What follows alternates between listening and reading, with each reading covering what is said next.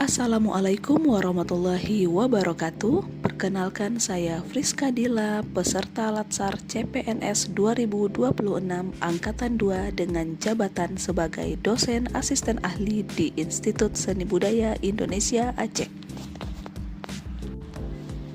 Judul aktualisasi saya adalah penyusunan RPS berbasis Outcome Based Education OBE dengan penyelarasan standar HSK 3.0 Prodi Bahasa Mandarin di Institut Seni Budaya Indonesia Aceh.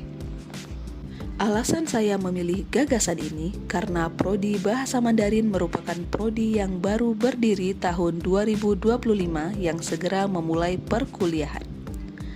Tanpa RPS yang terstruktur, proses pembelajaran tidak akan optimal. Standar HSK 3.0 sebagai acuan internasional menuntut kurikulum yang adaptif dan progresif. Penyusunan RPS berbasis OBE menjadi langkah strategis agar prodi memiliki fondasi akademik yang kokoh, memenuhi tuntutan akreditasi BAN PT, sekaligus mendukung visi ISBI Aceh sebagai perguruan tinggi seni budaya berstandar global. Dalam proses selama off-kampus ini, saya mengaktualisasikan nilai berakhlak ASN, berorientasi pelayanan, akuntabel, kompeten, harmonis, loyal, adaptif, dan kolaboratif. Berorientasi pelayanan. Dengan menerapkan nilai berakhlak berorientasi pelayanan, RPS yang telah disusun bersifat transparan dan mudah diakses oleh dosen, mahasiswa, dan masyarakat luas. Nilai berakhlak ASN yang kedua yaitu akuntabel. Dengan menerapkan nilai akuntabel, saya memastikan bahwa dokumen RPS ini telah sesuai regulasi dan terdokumentasi secara resmi. Nilai berakhlak yang ketiga yaitu kompeten. Dengan menerapkan nilai kompeten, saya memastikan bahwa RPS telah disusun berdasarkan kurikulum OBE dan penyelarasan standar internasional HSK 3.0. Nilai berakhlak yang keempat yaitu harmonis.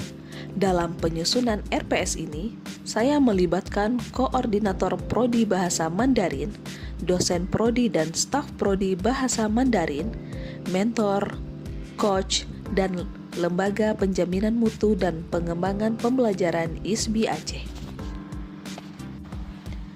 Nilai yang kelima yaitu loyal. Dengan menerapkan nilai berakhlak loyal, saya memastikan bahwa proses penyusunan RPS ini merupakan kepentingan dari institusi dan mutu kurikulum yang jadi prioritas. Nilai berakhlak yang keenam yaitu adaptif. Dengan menerapkan nilai berakhlak adaptif, saya menyesuaikan kurikulum Prodi Bahasa Mandarin berbasis OBE yang diselaraskan dengan standar HSK 3.0. Nilai yang terakhir yaitu kolaboratif. Melalui kerjasama lintas unit untuk menghasilkan RPS final berbasis OBE yang diselaraskan dengan standar internasional HSK 3.0, saya telah menerapkan nilai kolaboratif di lingkungan institusi tempat saya bekerja.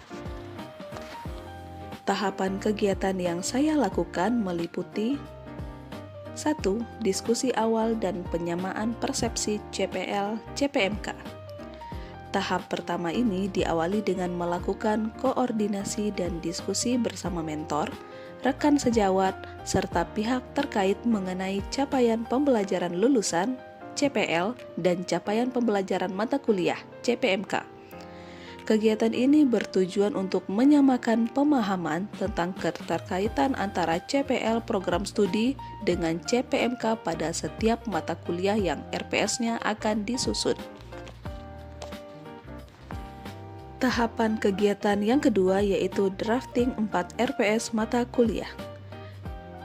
Setelah memperoleh kesepahaman mengenai CPL dan CPMK, tahap selanjutnya adalah menyusun draft 4 rencana pembelajaran RPS, meliputi RPS pengantar linguistik sinika, RPS membaca dasar, RPS menulis dan tata bahasa dasar, dan RPS bahasa Mandarin komprehensif dasar. Penyusunan ini dilakukan dengan mengacu pada standar OBE, pedoman kurikulum program studi, serta pedoman kurikulum institusi. Setiap RPS memuat identitas mata kuliah, deskripsi, CPL, CPMK, sub-CPMK, strategi pembelajaran, metode asesmen, rencana tugas dan ujian mahasiswa.